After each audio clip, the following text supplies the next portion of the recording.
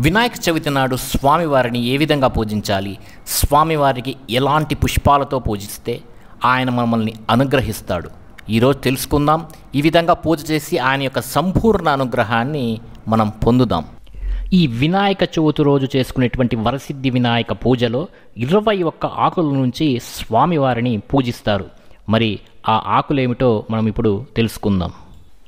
ఈ 21 ఆకులంటే విఘ్నేశ్వరునికి చాలా ప్రీతిప్రాప్తమట. కాబట్టి వినాయక చవితి నాడు ఈ ఆకులతో స్వామివారిని పూజించి సకల శుభాలను మనం పొందుతాము.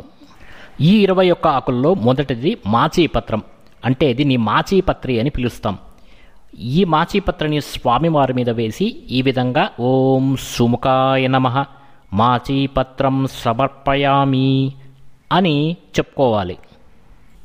ఇక రెండవది బృహతీ పత్రం, దీన్ని వ్రాకుడు ఆకు అంటారు. ఈ బృహతీ పత్రాన్ని తీసుకొని స్వామివారి ముందర వేస్తూ ఓం గణాధిపాయ నమః బృహతీ పత్రం సమర్పయామి అని చెప్తూ స్వామివారి మీద వేయాలి.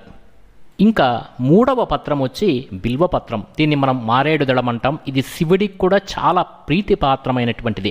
ఈ మారేడు దళాన్ని వినాయకు యొక్క విగ్రహం మీద వేస్తూ ఈ విధంగా మనస్సులో స్మరించాలి. ఓం ఉమాపుత్రాయ నమః బిల్వపత్రం సమర్పయామి.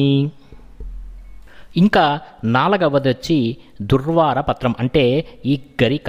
ఈ గరిక అంటే విఘ్నేశ్వరునికి చాలా ప్రీతిపాత్రమైనటువంటిది. ఈ గరిక లేకుండా విఘ్నేశ్వర చవితి రోజు విఘ్నేశ్వరుని పూజించరాదు. మీ యొక్క కోరికలు నెరవేరాలంటే ఖచ్చితంగా గరికను మీరు వాడి తీరాలి. ఈ గరికను స్వామివారి మీద విగ్రహం మీద వేస్తూ ఓం గజానాయ నమః దుర్వాకపత్రం సమర్పయామి అని చెప్తూ స్వామివారి విగ్రహం ముందర వేయాలి.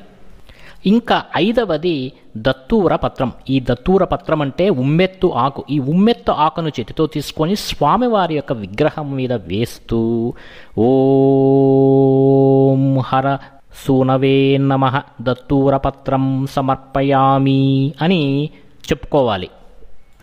ఇంకా ఆరవది బదరీ పత్రం. ఈ బదరీ పత్రం అంటే రేగు ఆకు. ఈ రేగు ఆకును చేతితో తీసుకొని స్వామివారి యొక్క విగ్రహం ముందర వేస్తూ ఈ విధంగా చెప్పుకోవాలి. ఓం లంబోదరాయ నమః బదరీ పత్రం సమర్పయామి.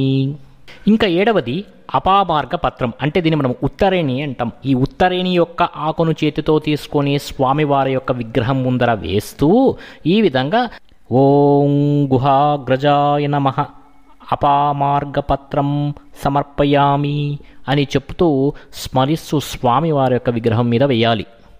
ఇంకా 8వ ఆకు తులసి పత్రం, దాన్ని మనం తులసి ఆకు అంటాం. మనం ఇంట్లో కూడా తులసి ఆకు చెట్టును పెట్టుకుంటాం. అయితే ఈ తులసి ఆకును స్వామివారి యొక్క విగ్రహం మీద వేస్తూ ఓం గజకర్ణాయ నమః తులసి పత్రం సమర్పయామి అని మనస్సులో స్మరించుకోవాలి.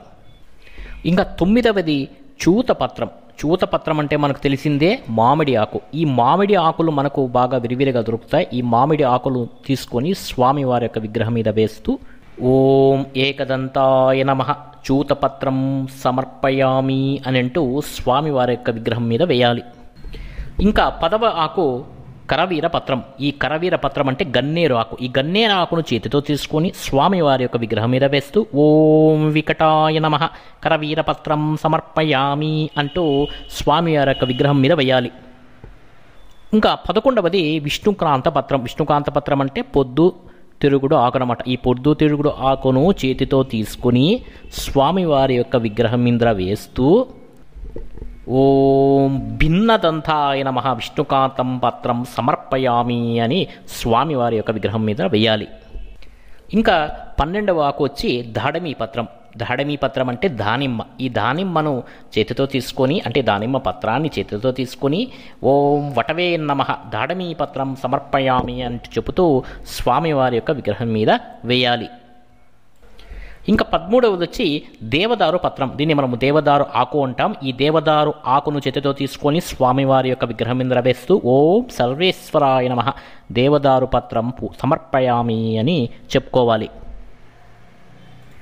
ఇంకా 14వ ఆకు వచ్చి మరువక పత్రం. మరువక పత్రం అంటే మరువం అంటాం. దీనిని చేతితో తీసుకొని స్వామివారి యొక్క విగ్రహం మీద వేస్తూ ఓం పాలచంద్రాయ నమః మరువక పత్రం సమర్పయామి అని చెప్పుకోవాలి. ఇంకా 15వది సింధువార పత్రం అంటే వావిలి ఆకు. ఈ వావిలి ఆకును చేతితో తీసుకొని పూజ సమయంలో స్వామివారి యొక్క విగ్రహం మీద వేస్తూ ఓం హేరంబాయ నమః సింధువార పత్రం సమర్పయామి అని చెప్పుకోవాలి. ఇంకా 16వది జాజి పత్రం. ఈ జాజి ఆకును స్వామివారి యొక్క విగ్రహం మీద వేస్తూ ఓం శూర్పకర్ణాయ నమః జాజి పత్రం సమర్పయామి అని చెప్పుకోవాలి. ఇంకా 17వది గండకి పత్రం అంటే దేవకాంచనం ఆకులు. ఈ దేవకాంచనం ఆకులను చేతితో తీసుకొని ఓం సూరాగ్రజాయ నమః గండకి పత్రం సమర్పయామి అని చెప్పుకోవాలి. ఇంకా 18వ ఆకు వచ్చి సెమీపత్రం. ఈ సెమీపత్రం అంటే మనం జమ్మి ఆకు అని చెప్తారు. ఈ జమ్మి ఆకును స్వామివారి యొక్క విగ్రహం మీద వేస్తూ ఓం ఇభవక్తాయ నమః సెమీపత్రం సమర్పయామి అని చెప్పాలి.